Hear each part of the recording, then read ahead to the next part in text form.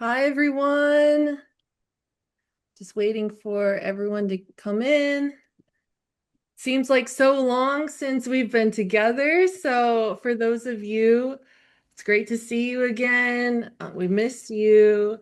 I hope you've had a really awesome month so far. I mean, I know April can be really busy. I heard from quite a few people. It's like spring break time. There's a lot happening in sports and school. So, really appreciate those who are able to join us tonight. And we have a very, very big topic that I'm very excited about. But while we're waiting for a couple more to join us tonight, I would love it if you guys, I always find this really fascinating for athletes. If you could put in the chat if you have any pregame superstitions or routines that you have to do before you compete. I love to hear it. But feel free to start writing in the chat if there's something that you do. I personally, when I was playing basketball, I didn't have a ton besides I'd love to have a nap on a game day.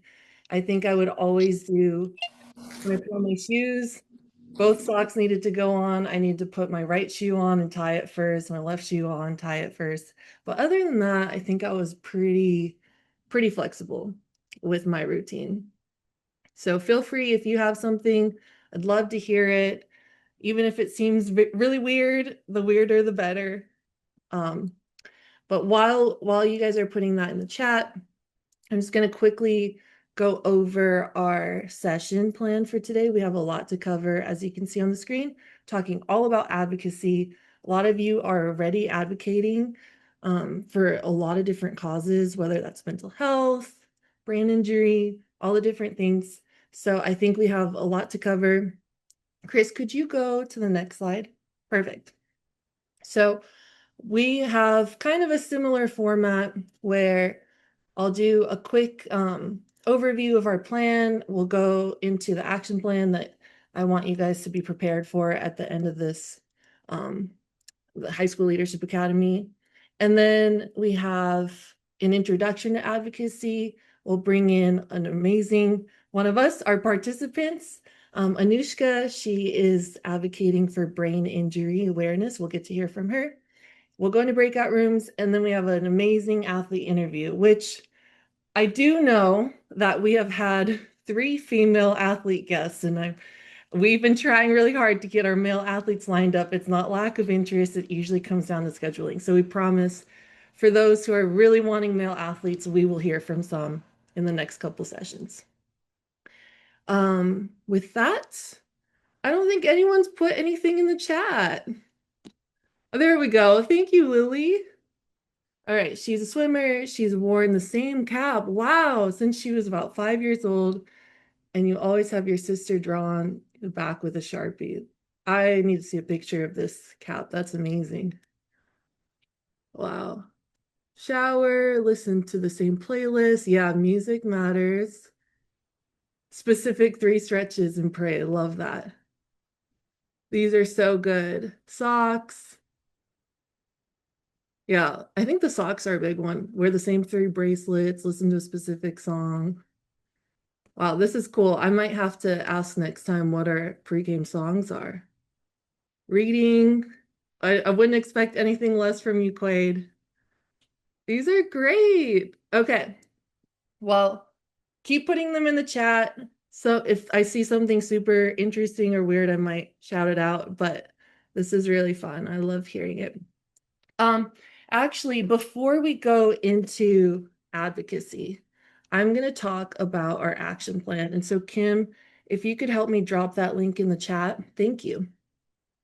This is something that all of you will submit. It's not due until June 1st, but feel free, you can always submit it earlier. We can get feedback from us. It's basically a really simple form. There's an option to be a little more if you want to attach like more information, all of that. We'll make sure you're able to be like really creative with it because we definitely don't want to box you guys into a structure, but really want to kind of go through, if you remember from the first session, I know this was like a couple months ago, but your mission statement, kind of what your vision is for the cause or the community that you want to make a difference in. Talk about your inspiration. What are your strengths and skills? What can you contribute to your cause to achieve your mission? Looking at your community and network, and what can you do to bring your action plan to life? So really simple, straightforward. If you look at that link that Kimberly put in the chat, please let me know if you have any questions. You can email me, text me, we can go through it together.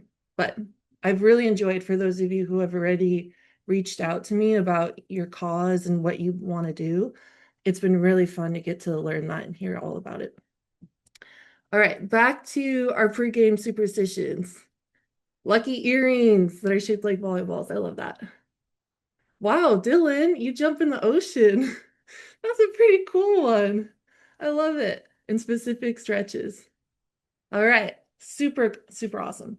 All right, let's go to the next slide. Let's talk about advocacy. This is such a big topic, guys. Like, I don't think we can even cover it in an hour, but there are so many levels to advocacy and ways that you can advocate for yourself, for your team, for your community, for your cause. But really, to sum it down, even in like a sports context, advocacy means speaking up for yourself or others in a respectful or effective way. As you can see on the slide, it's not about complaining, blaming, or being disrespectful, and it focuses on solutions, fairness, and safety. That's a big one. All right, we'll give some examples in the next slide. So here, sometimes it's kind of hard to think about, like, I know for me, when I think about advocacy, I automatically think I need to go over to Capitol Hill and, like, talk to the president or whatever. But really, there's so many things that we can do every day to advocate. One being maybe safer practice conditions. You could also advocate for yourself by telling a coach about an injury or a mental health concern that maybe you have or a teammate has that you're not speaking up about. You can also support a teammate, advocate for them, stand up for them. Encourage inclusion, that's a big one. Promote sportsmanship and advocating or participating in service or leadership initiatives. There's a lot of different ways, just some ideas to kind of get ourselves going. Let's look at, on the next slide, some athletes that you may recognize who are famous for their advocacy work. A big one for us, we obviously love Muhammad Ali. He was one of our founders, and he was huge in advocating for civil rights. As you can see too, Billie Jean King, Kevin Love, Michael Phelps, Simone Biles, Megan Rapinoe, they all advocate and have taken a stand for things that they believe in. And it's made a really big difference for all of us now who are benefiting from some of the things that they stood up for. I know this is just a very small list. So if you can think of any other athletes who you admire, who've advocated, feel free to drop that in the chat as well. And while we do that, we get to hear, Gabrielle Thomas. Wow, this is awesome, guys. Yeah, these are some recent examples too. A big one recently has definitely been a lot of athletes we're seeing are on the biggest stage talking about mental health. And I think that's huge. All right, so feel free to keep writing them in the chat.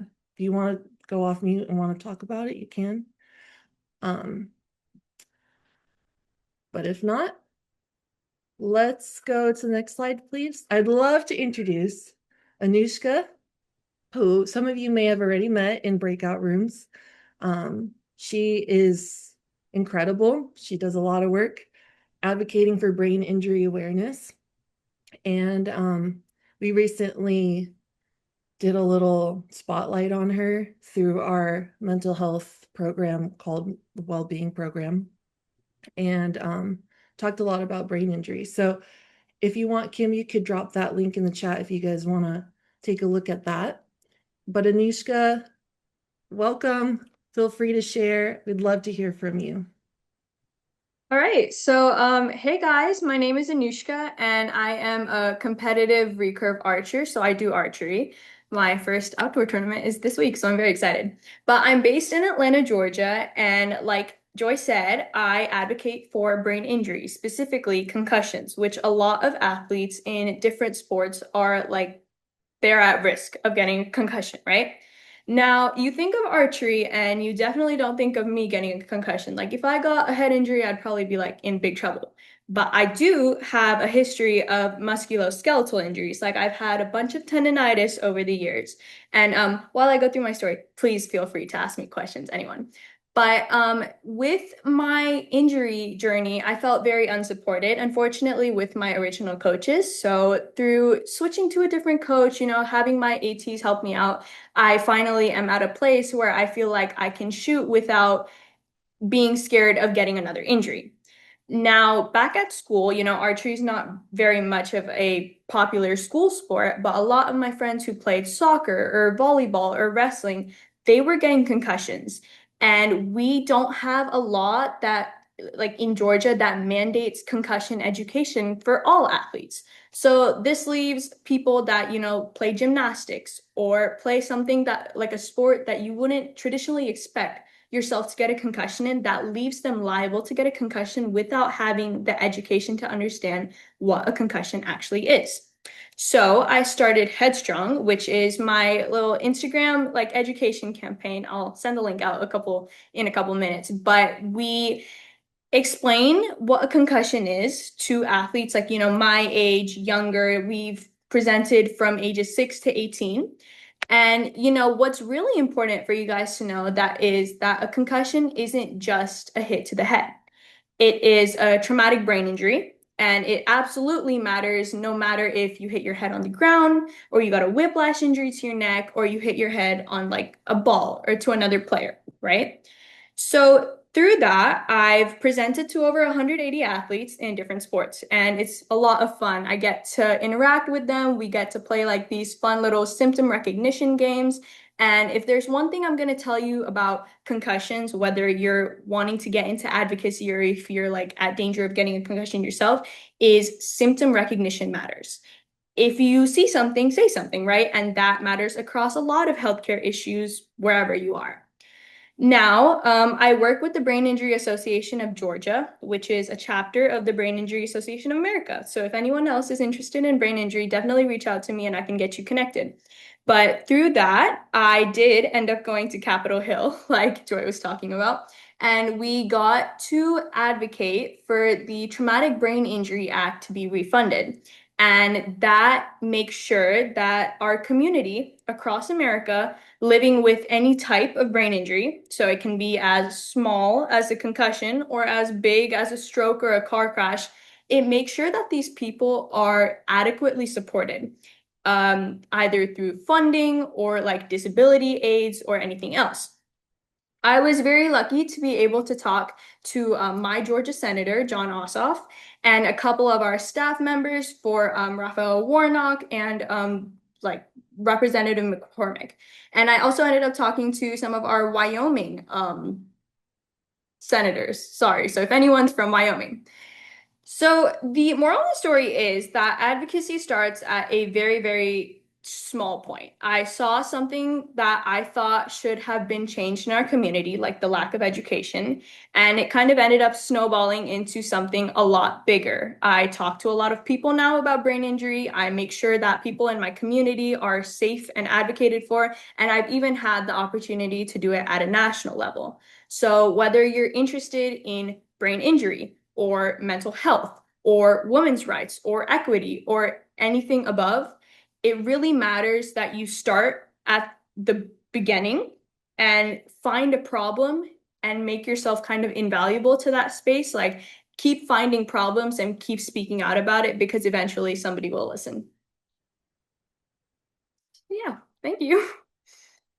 That was so awesome. It's really impressive what you've done, and the fact that you've even advocated on Capitol Hill is super cool. And if anyone has any questions for Anushka, feel free to go.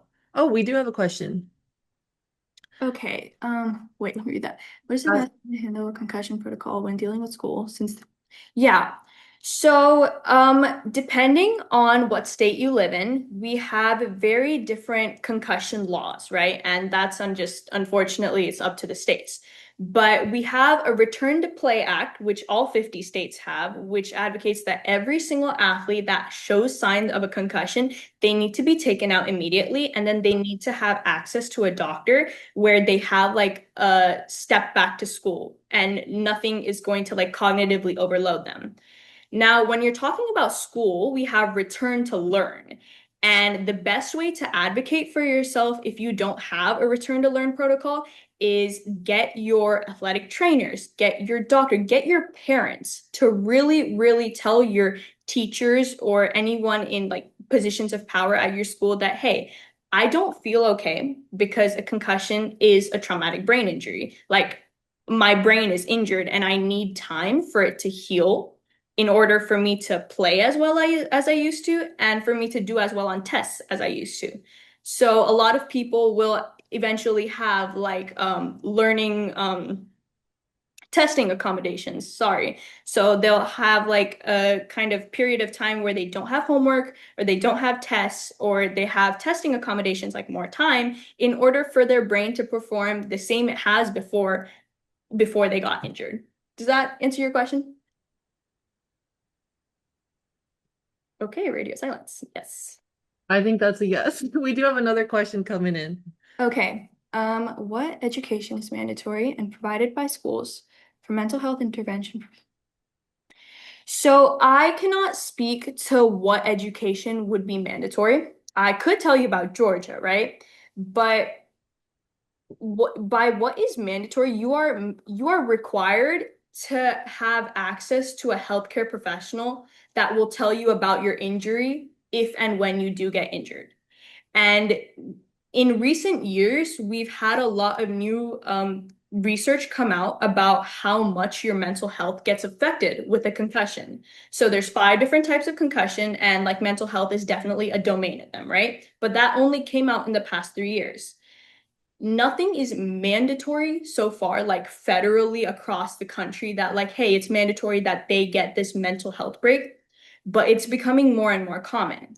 But you are mandatorily allowed to get like access to a doctor. Kind of speaking in circles here, but yeah. And yeah. Great job, Anushka, and awesome questions, guys. Yeah, Jason, who is CEO of Athletes for Hope, he says, "You are amazing. Thank you for your dedication to helping others in this space. We are so excited to see where you can continue to go with this because I feel like you're just getting started. And I think bringing like the athlete, like getting athletes up to speed too is Mhm. huge. And I totally relate as an athlete, as I've told you before, who had a ton of concussions. Yeah. And I also do want to add, I just remembered, I want to say that advocacy doesn't always have to be something scary or boring. Like obviously it's never going to be boring to speak up for something that you care about truly, right? But when you do speak up for something you care about, you find a community that cares about the same things as you. And through that, you get a lot of opportunities to grow as a person, as a community, for your cause, and like let's say us, we're athletes in high school for our career. And an example of that is like I want to be a sports neurologist, and that has to do a lot with spinal injuries, with concussions, right? And I've been very vocal about my advocacy as well as my career passion or choice in the future. And through that, I was able to go to the Major League Soccer Medical Professional Symposium, where they did talk a lot about concussions and a lot about like ACL injuries. So what I'm saying is definitely pursue what you're interested in. It will always compound for you. Hey, Quaid. Um, you want to study psychology? Yeah, sure. I would love to connect.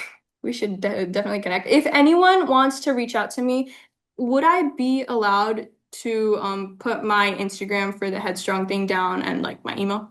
Yeah, feel free. Share whatever contact information you want in the chat. It's actually part of our plan to get you guys more connected with each other. So even in we're about to go in a breakout room, feel free. Like if someone sharing something that you're like, wow, I want to connect with you, I want to learn more, get each other's numbers, get each other's whatever way you want to communicate. I think this is definitely the community where we want to build. Which I know with the limited sessions that we do have, it can be really tough. So, um, thank you, Anushka. Feel free if you have questions, if you want to connect with her, contact her directly. Let's go. I know we're running really out of time, and we definitely have a breakout room with a lot of topics to talk about. But I think hopefully you guys have all been really inspired by what Anushka's doing, by just even the topic of advocacy in general. And maybe there's something you want to advocate for, or maybe you've realized, hey, I've actually been advocating for this. I just didn't realize I was. We want you guys to have a second to be able to talk about that with each other, to learn from each other, maybe help each other. Um, I do have a lot of questions in here, and it can be really hard to remember all of them. And we don't have like an ambassador, we don't have enough leading all the breakout rooms. So I'm going to need you guys to all step up. I do have a document that I'm going to drop in the chat right now. This has all the different prompts and things we can talk about, but we're really only going to have maybe 8 minutes for a breakout room because we have our guest speaker joining us. But feel free, talk about advocacy, cover some of these topics. And Chris, when you're ready, feel free to put them in groups and we'll bring you guys back. All right. Thank you, Joy. Well, it is such a pleasure to be here with Sally. Sally and I have known each other for a long time, but I've never had the privilege of interviewing Sally. So this is an incredible treat. Just to give a brief background before I turn it over to Sally, Sally wears a lot of different hats. She is a CEO.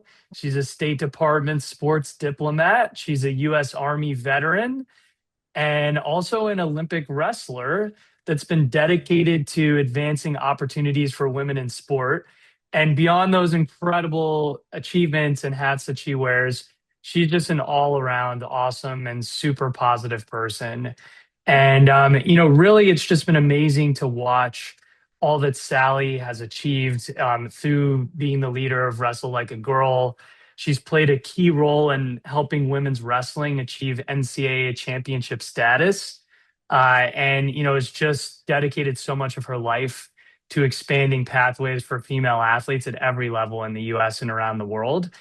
Sally is also a three-time national wrestling champion, World Cup champion, and two-time world bronze medalist. And she combines that incredible athletic experience with, just amazing leadership skills and such a deep passion for helping other people and all that she does. So, again, Sally, it is just such a pleasure to have you. Thank you for joining us tonight. Yes, thank you. Thank you for having me. I was thrilled to get the invitation, and I'm thrilled that this is happening. And I feel that being around that youthful energy, it fires me up. So thank you for giving back to my spirit as well. Yeah, of course. Well, yeah, let's kind of start just on this like really interesting journey that you've had from, high school wrestling to training at the Olympic level to serving in the military and then, deploying to Afghanistan. Maybe you can, I know that is a lot to cover off, but just thinking about reflecting on that journey, kind of give us a little bit of a preview into what drove those choices and some of the lessons that you've taken away along the way. Yeah, I think it's best for me to start at really where I could remember, which was about fourth grade. For some reason, I couldn't remember anything of my childhood before that. And so fourth grade is really when I felt like my life started. And I really enjoyed hanging out with people, but I couldn't connect with people very well. And I found that after school, because I didn't want to be home, I would go out and shoplift and break into houses and get into fights, mostly with boys. I always won. And I got put in front of a juvenile detention officer that told me if I didn't find an after school activity, I was going to face going to juvenile detention. And I couldn't have told you about Harvard, Stanford, Georgetown, you name it, Iowa State. Like I had no idea about college because I didn't have one friend that had gone to post secondary. they had all been going to juvenile detention, and they all said that's not something you want to do.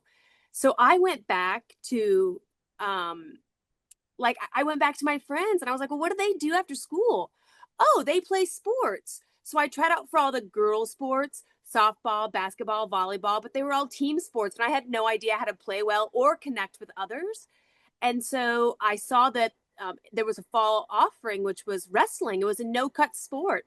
And I thought, aha, that's it. As long as I don't quit, they can't send me to juvenile detention. And it was that first courageous leap where I just fell headfirst into sport that I was able to really get the physiological expression, like all of this anger and rage that I had inside of me. I was able to get it out. And it wasn't beautiful for many, many years, but my coaches just continued to say, as long as you fight going this direction, you'll be okay. Like, you keep going this direction, that's going to get you in trouble. And so it took the coaches really mentoring me and helping me to believe in myself and what I was capable of. And I took that from one leap to one courageous leap to another courageous leap. And I just thought, well, I can't fall farther than where I've come. Like, I can fall back to this last landing post. And it was really a journey of me recognizing that it's not the medals around our neck or that we wear on our chest as service members that show us what our value is. It's who we are in the process of becoming. Wow.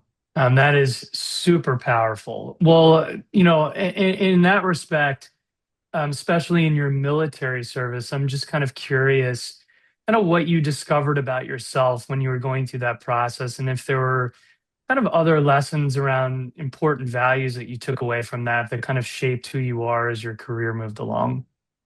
The three most important things that I learned in the military was courage, character, and confidence. Sometimes in the athletic world, character doesn't get as driven as a value that we want to achieve. Sometimes it's medals, medals, medals, gold, gold, gold. And with the military, there was really the installation of character.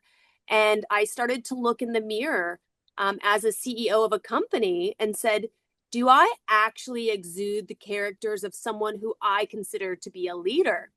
And I was shocked more than once to see, oh no, well, and we of course hold ourselves to a higher standard, but I was not to the gold standard of what I thought a role model leader would be. So I sat down, Jason, and I wrote out a list. I said, what are the values that I really appreciate in leaders? And it was integrity. It was the ability to listen, to be a safe space for others so they could come talk to you and know that you could keep them safe. It was having authenticity, speaking your values. And I wrote them out one by one by one.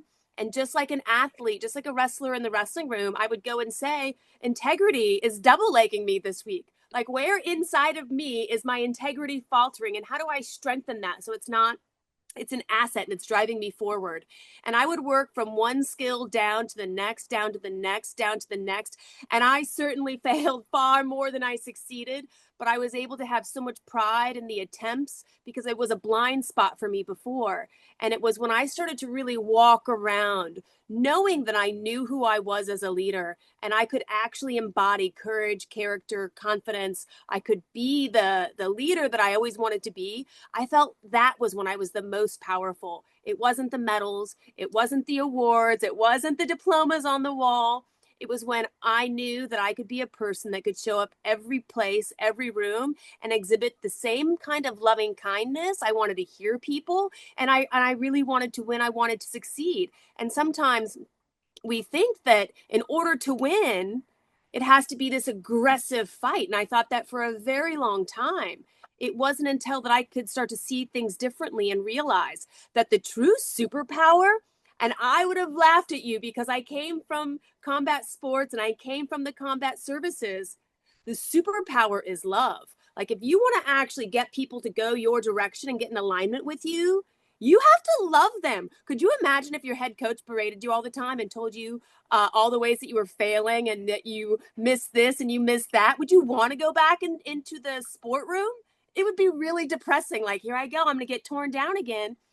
And so I became that coach that could speak life and speak hope and speak love into other people. And I do it by walking the walk and talking the talk. And I know who I am because I wrote down that list and I live up to it every day with absolute joy and pride. You do, and knowing you, absolutely. And that is, I mean, what a powerful lesson. And interestingly, when we do workshops with groups of athletes, we do an exercise that touches upon kind of exactly what you just said. We ask the whole room to come up with leadership characteristics that they feel like define the leaders that they look up to the most. And interestingly, the takeaway that we give at the end is that, it's pretty tough to embody all of these characteristics, but that you don't have to, right? That you should take the ones that are most applicable to you and help you become the person that you want and show up in the way that, in your point you made earlier, is my most authentic self. And, I just love those three C's. I wrote that down. That had to be hard, when you were striving for the Olympics, right? As an elite wrestler, you talked about kind of the challenges of kind of the bottom line and achieving medals and the competition piece. I'm just curious what that path looked like and, kind of what you needed to do as part of that phase of life to achieve everything that you did. Yeah, that's a great question. So you have this place where you want to achieve. And for those individuals that are high performers, it's nothing short than an Olympic gold medal or a world title. And so even when I would get second in the nation or second in the world, I never was satisfied. And I couldn't figure out A, why was I not satisfied? And B, what did I have to do to overcome that hurdle? Like Randy Pausch, who is a professor who passed away, but he was from Carnegie Mellon University. He gave his last lecture. He said, brick walls aren't meant to keep us out. They're meant to prove how badly we want something. I badly wanted to win. That was this desire that I had. Just like I attacked the leadership traits that I wanted to embody, I also attacked the skill sets that I needed to become an Olympic champion. If I found myself after a practice saying, oh my God, if I had to run one more sprint, I would have died. I would catch myself with that faulty thinking. I would line up on the line and I would make myself run one more sprint to reaffirm that that is faulty thinking in my brain and my body could prove to me differently. And recognizing that I was doing all of these tips and tricks, I was doing everything right. And it's hard for people to say, well, maybe not everything. I'm like, oh, no, no. If it was written on this list, I was doing it. Like failure was not an option. And to have come so close to being the champion, but have fallen short, I realized something that it wasn't perhaps something with my mind, although that played a role in it. It had more to do with the emotions that I was feeling. I would have extreme emotional dysregulation. And boxing, they would say, I don't have any legs. I can't feel my legs. Like the adrenaline would shoot through me and then it would just sort of stop and I couldn't get it to move again. And it took me getting to the most highest of echelons before I realized that this was the issue. So I tackled that like most other challenges. I went to the University of the Rockies. I got a master's in sports and performance psychology. Like I'm going to figure this out and I'm going to figure me out. And I'm actually thrilled to say I didn't figure it out, not in athletics, but it put me on a pathway of this journey, which is knowing thyself. And it was the combination of on a Sunday, I was an elite athlete and a service member. And on a Monday, I became the executive director of an organization I founded. And I had to live with this sense of emotional dysregulation every day. And because I had to be out front, I couldn't hide it. I had to step into fear and courage and feelings of, I didn't even have imposter syndrome because I knew I didn't know what I was doing. Like I just called a spade. And I would go into rooms and say, in my head, like, I'm here to learn. And the biggest asset that I had going for me was that I was so flexible with the idea that I didn't know everything and I had to ask for help and I had to lean in and I had to find coaches. And it was actually through one of my business coaches who said, before he came online as my business coach, he said to me, I'm going to give you his accent because he's not 98 years old, but it makes the story way better. He's like, Sally, what are you doing? I was like, well, I'm out here winning. He said, Sally, you're doing this backwards. I said, what are you talking about? I'm doing this backwards. He said, you run Wrestle Like a Girl. This is a nonprofit organization. Your job is to be getting alignment. He said, I'm looking over here and I see all these dead bodies around you. Like you're just taking everyone out like they're obstacles. I said, well, that's because I am. I said, they're in my way. He said, you're not supposed to be getting people out of your way. You need to be getting aligned with them. They have to get aligned with you. You have to speak to them in a way that they actually want to join you in whatever endeavor you're pushing forward. And I thought, like, I never thought of it. I genuinely hadn't. I was a combat athlete. I was a combat veteran. The only time anyone talked to me about alignment was with my back or my car. So this was a tremendous blind spot. So I had to then go back to Stan and say, hey, like, how do you get alignment with people? And he said, I thought you would never ask. Like, it's one of these things where we actually have to understand what the challenges are and the hurdles are so that we can go up to people that are far smarter than us, that have tremendous wisdom, where they can say, I would like to help you, but we have to initiate by opening that door of communication. And that's when things really started to take off for me, because I was able to now understand like the basic elements of a human, where I had to actually connect with people. And that meant I had to be connected to myself. And that is another healing journey that I'm still currently on. Wow. I mean, what incredible lessons that you learned. I mean, a perfect transition too into like, yourself competitive military transitioning to kind of the nonprofit corporate world. And that was you already kind of alluded to this a little bit in that transition, and I could hear it from the competitive side to actually being able to find collaboration points. But I'm just curious with this room. And by the way, everybody, we have a couple questions that are in the chat that I will get to in a couple minutes. They're really great. If other people have more, please put them in the chat. We'll get to all of them. But I'm just curious, you obviously have a group of incredible high school athlete leaders, and they have many of their own ideas about what they want to do in the community. I'm just kind of curious. You gave some good advice just now, but if there is some additional advice about kind of taking that idea and moving to the next step and trying to make that a reality, kind of what you've learned along your journey thus far. One of the more difficult things that I had to do was embrace the journey of leadership authentically, and I had to speak my voice. Oftentimes we go into rooms where we think I'm too young, or I don't have the degree, I might have fallen short in this or this, or we find the self-limiting beliefs. We already carry them. They're patterns that we've been carrying with us up to that point in our life. And we owe it to ourselves to start using our voice and speaking our truth. And we have to use our voice and speak our truth while doing the work. Meaning, if you have the idea, if you have the concept, and you want to be able to advance it legislatively or with policy, with Wrestle Like a Girl, we have congressional, we have Days on the Hill, where we bring in the female wrestlers and we give them the information and then we make the meetings for their legislators and we send them off to go and speak. The voice of the affected athlete is the most powerful on the planet. Me speaking on behalf of a 12-year-old girl might be helpful, and in many cases it can be, but I assure you there is so much more power in 12-year-old girls speaking for themselves because they are exercising their constitutional right. And they may not be constituents now, but they certainly will be in another few years. And when it comes to you all exercising your rights, that means you are using your voice and you're walking the walk. Many times we become complacent.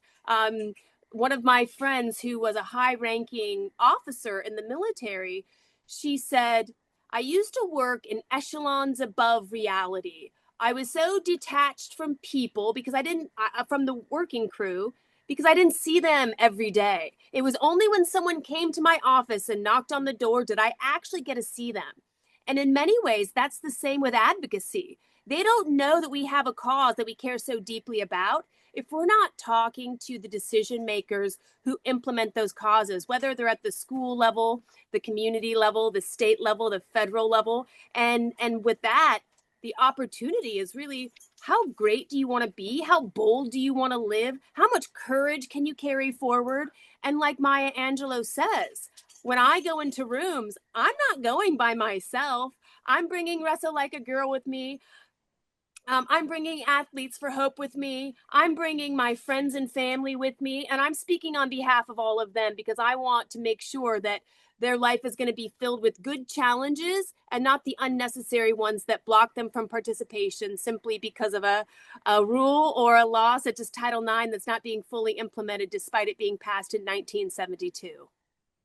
Wow. I mean, yeah, there is so much change that's happened over the last few years, largely because of your efforts. Obviously, we talked about that amazing milestone of women's wrestling now being an NCAA championship sport.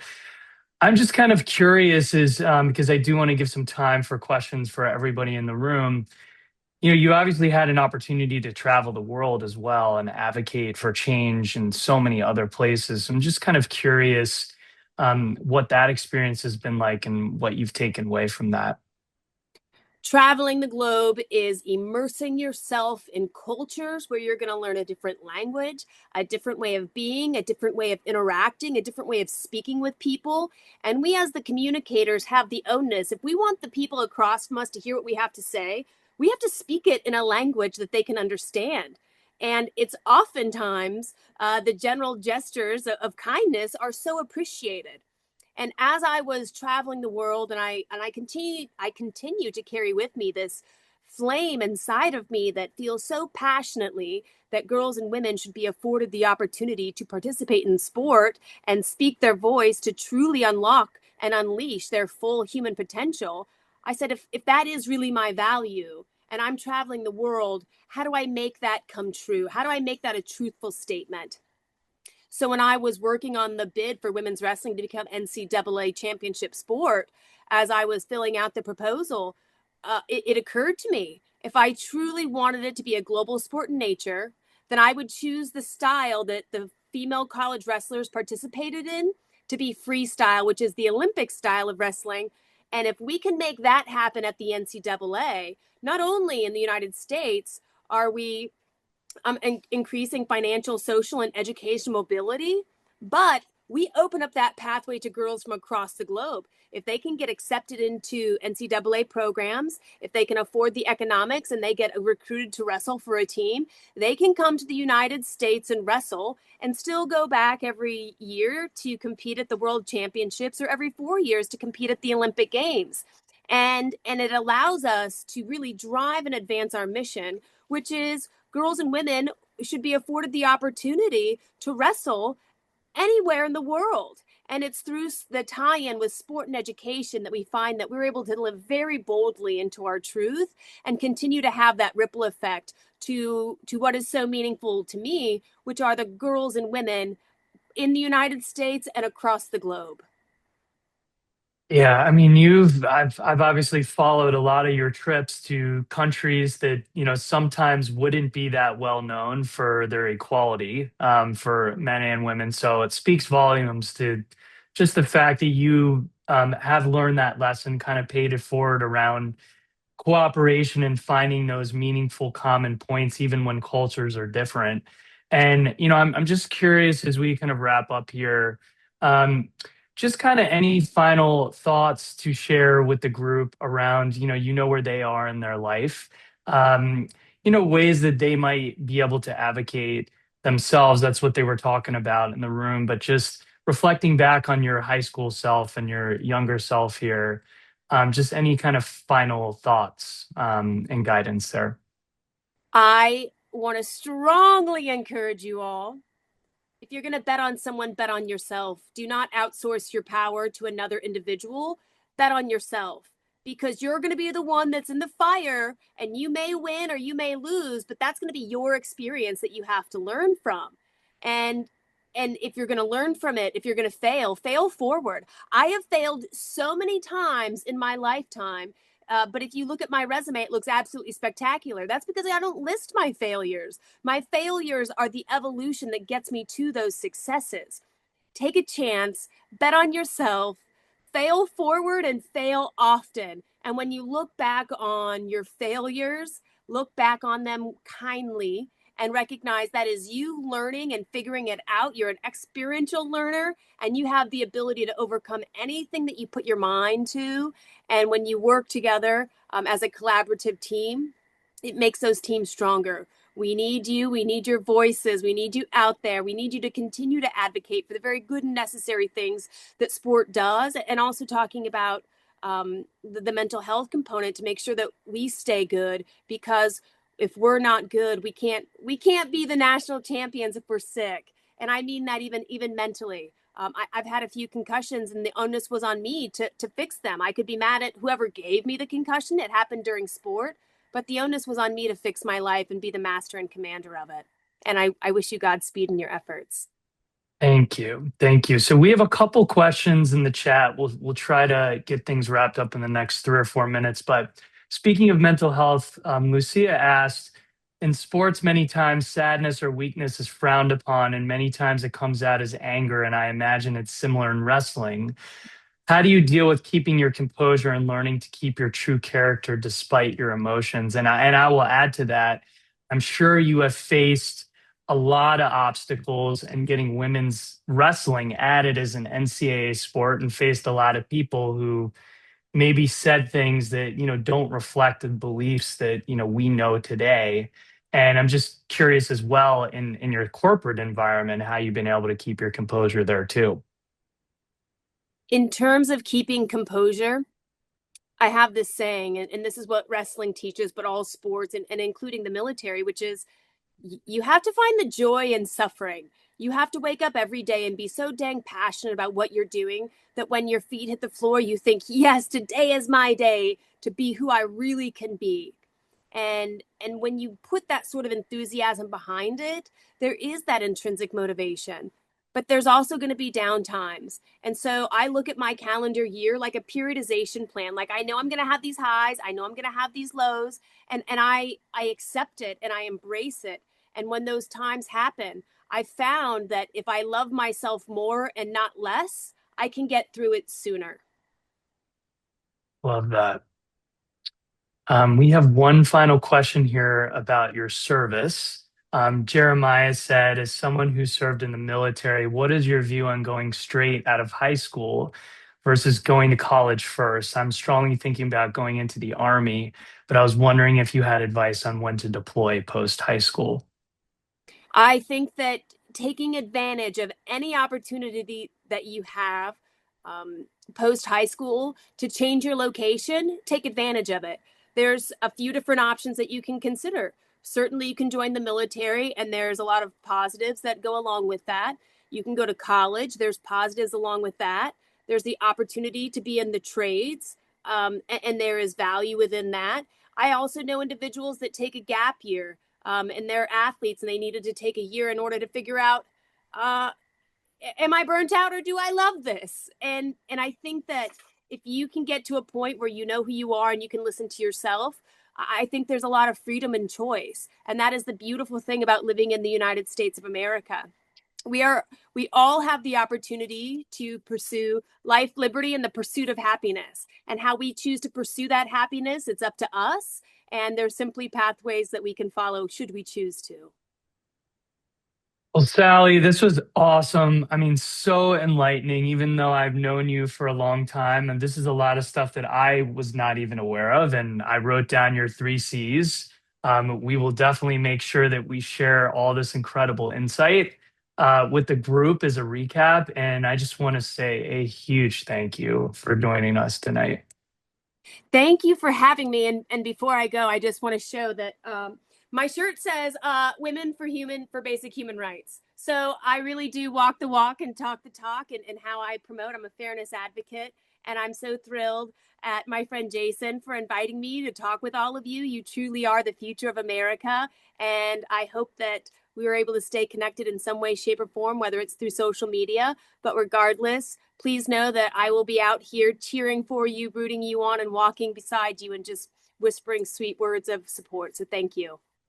Thank you. And we will share more about Wrestle Like a Girl. If there's anything that they can do to support your amazing organization and your vision, we will give them that, any opportunities that you have. Thank you. Thank you very Yeah, much. of course. Thank you, Sally. I'm going to kick this back to Joy now to wrap up our session. And you're getting some amazing comments in the chat. You are wonderful. Thanks, Sally. Thank you all. Have a good evening. Wow, that was so inspiring. I love that conversation so much. I know we're a couple minutes over time, so really appreciate you guys all hanging on. I'm going to run through a few quick things. Chris, could you put up that last slide? There we go. So, just one thing to think about. Obviously, we had a huge topic about advocacy. What's one thing you can do this week to practice advocacy, whether that's with your family, with your friends, on your team, in the community? Maybe this just sparks something for you to be able to bring it to life or to think deeper on what is that cause that you're super passionate about. Um, I did want to also mention our next session is May 3rd, so it's really only a few weeks from now. We're going to have our Chief Wellbeing Officer, who's also a sports psychiatrist, join and help lead that session. So, especially for those of you who are really passionate about mental health, you do not want to miss our next session. Yes, Kim dropped in the chat. If you were inspired by Sally at all, please sign this thank you card for her. We're going to send that out to her on Saturday. So we have about a week to fill it out. The more people that write in it, I know we always hear from the guest speakers that that just means so much to them. So please sign the card. Remember to work on your action plan. Feel free to, I have my contact information on the slide. Reach out to me if you want to connect with me individually. I'm always more than happy to schedule a call, to just get to know you better, to hear your ideas, to help you with your action plan. That's one of my favorite parts about all of this is getting to know each of you deeper. Last thing I will mention is we do have the reading athlete group. They're going to stay on this call. And even if you didn't sign up, I really encourage, if you have time, please stay on because it is an opportunity for you to just get to know each other on a much deeper level. Even if you're like, reading is not my thing, I don't know if I'm into it. Trust me, these guys, they are amazing. And you'll become like best friends really quick. So if you have time, just stay on the link. But if you need to go, no worries. Feel free to go. But I hope you guys enjoyed the session and have a wonderful start, I guess, since it's Sunday night, start to the new week. So thank you, everybody.